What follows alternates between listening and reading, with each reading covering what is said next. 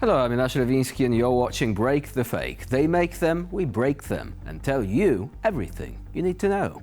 Right, on the latest chapter of what many call a bizarre long-distance bromance between Trump and Putin, Donald Trump is reportedly furious, which, to be fair, is his default setting. But this time, it's not about the media, the judges, or the fact that someone else got more attention than him. No, this tantrum is over his good buddy Vladimir Putin apparently moving on. After a long time of flattery, secret whispers, and longing gazes across summits, Trump is realizing what the rest of the world always knew. You can't out-manipulate a KGB-trained autocrat. According to an NBC reporter, Trump is livid that Putin is now openly questioning Zelensky's authority and pushing for a regime change in Ukraine. Perhaps because Trump thought that was his exclusive reality TV-style plot twist to orchestrate. Just hours ago, President Trump called me to tell me he is, quote, pissed off with Russia's President Putin and threatened to impose secondary tariffs on Russia's oil. Quote, if Russia and I are unable to make a deal on stopping the bloodshed in Ukraine, and if I think it was Russia's fault, which it might not be, but if I think it was Russia's fault, I am going to put secondary tariffs on all oil coming out of Russia. Mr. Trump said 25% tariffs on Russian oil could happen any moment and told me he plans to speak with President Putin this week. The president told me, quote, I was very angry, pissed off when Putin started getting into Zelensky's credibility and started talking about new leadership in Ukraine.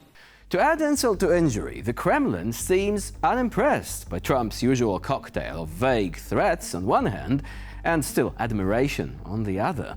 The US president is now considering imposing secondary tariffs on Russian oil.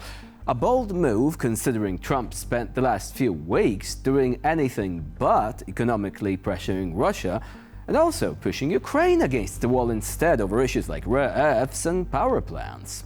But fear not, Trump will try again. An NBC report claims he's planning to call Putin this week, and Trump's opponents say he's doing that to sweet-talk him back into transactional affection. Thing is, at this stage, nobody can tell. If Trump knows Putin is dragging his feet, and he already said that, then these could also be signals to Moscow. Don't try this, we see what you're doing there. To be fair, I don't know. If I'm added to some confidential chat, I'll definitely tell you more.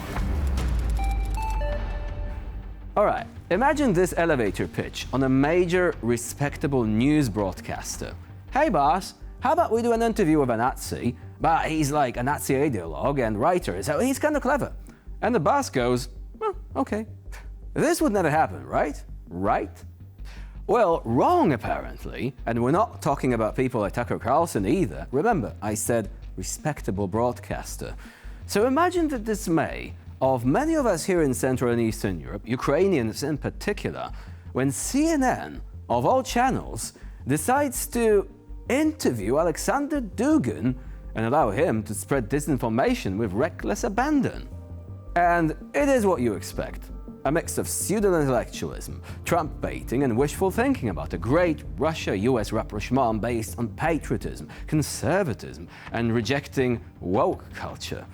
There is triumphant gloating over how Putin is won in the US. That is actually a quote from Dugin, by the way. And also, the usual Rasputin with attitude shtick. Nothing new. To the interviewer's credit, he does ask about Ukraine in the most timid and unobtrusive way possible. It's like, does Ukraine deserve to be a sovereign nation? And then letting Dugin launch another tirade about how Ukraine could have been this bridge between East and West, neutral state, blah, blah, blah.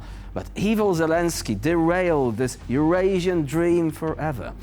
All the while, the host is just listening, not interjecting, or heaven forbid, asking about war crimes or abducted kids.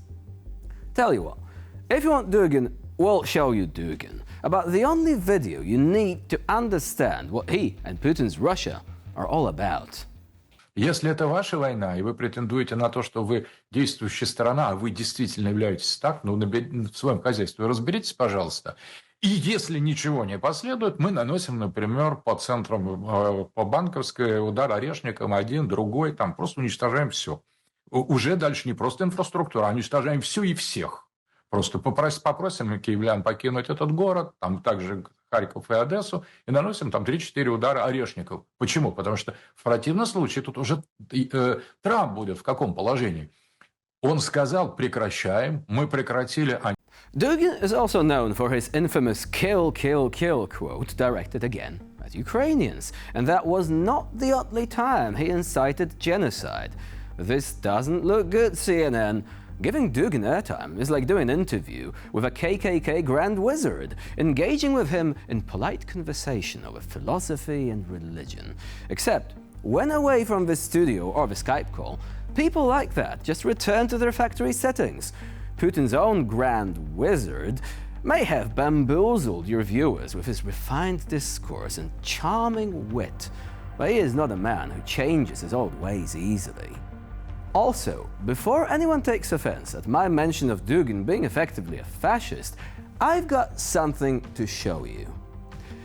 This is the Russian National Bolshevik Party protesting against Yeltsin in the 1990s. This charming thing was co-founded by Dugin, who later moved on to create his own Eurasian movement. Now, that one also promotes racial hatred, imperial conquest of inferior nations, and other ideas that wouldn't sound out of place at a Nuremberg rally. Wow, I did not see that coming. Indeed. And here we are, in 2025, with Dugin's lies and propaganda being made semi-legit by giving him airtime on a top US network. Look, CNN, just because Trump called you fake news media doesn't mean you have to act like it. It's always refreshing to hear Russia's top diplomat, a man whose job theoretically is to avoid wars, openly fantasizing about conflict with Europe. Sergei Lavrov, forever the poet of Russian imperial nostalgia, has declared that rewriting history in the Baltics, Poland, and other EU countries must be fought very harshly, because nothing screams serious foreign policy like threatening your neighbors over how they remember the past. Чались, я уверен, не увенчаются, но тенденция к переписыванию истории, к уравниванию преступников, объявленных таковыми Нюрнбергским трибуналом, и освободителей Европы, достаточно давно уже происходит и в Прибалтике, и в Польше, в ряде других стран Европейского Союза. И это тенденция, с которой необходимо очень жестко бороться. Of course, when Lavrov says rewriting history, what he really means is not accepting the Kremlin's version of reality. That's the problem with independent nations. They insist on having their own history books, their own archives, and worst of all, their own opinions. Russia, meanwhile, still clings to the comforting myth that the Soviet Union was a benevolent force, rather than, a brutal occupier. And since nobody in the West is buying into that, Moscow's new plan seems to be, if you won't believe our history, we'll make you. The timing of Lavrov's statement isn't random. For months now, Russian officials and propagandists have been laying the rhetorical groundwork for a bigger war. They aren't just ranting about Ukraine anymore. Now it's Poland, the Baltics, and basically any country that ever had the audacity to exist outside the Kremlin's grasp. The message is clear. Russia isn't satisfied with just destroying one country. They want more. Of course, Moscow is still pretending that they are the real victims here. The EU, in their minds, is waging an all-out assault on Russia by existing. Countries that used to be under Soviet occupation have chosen democracy and NATO instead of submission to Moscow. How dare they? In the Kremlin's logic, this in itself is an act of war. So, while Lavrov blusters about harsh measures and Russia's TV propagandists talk about the inevitability of war, the West would do well to listen. Whether it's just saber-rattling of a failing empire or a statement of intent, it is better to adopt a serious mentality. Prepare, deter, profit. Either that or face a pointless conflict because some leaders chose welfare programs over rearmament. The choice is ours to make.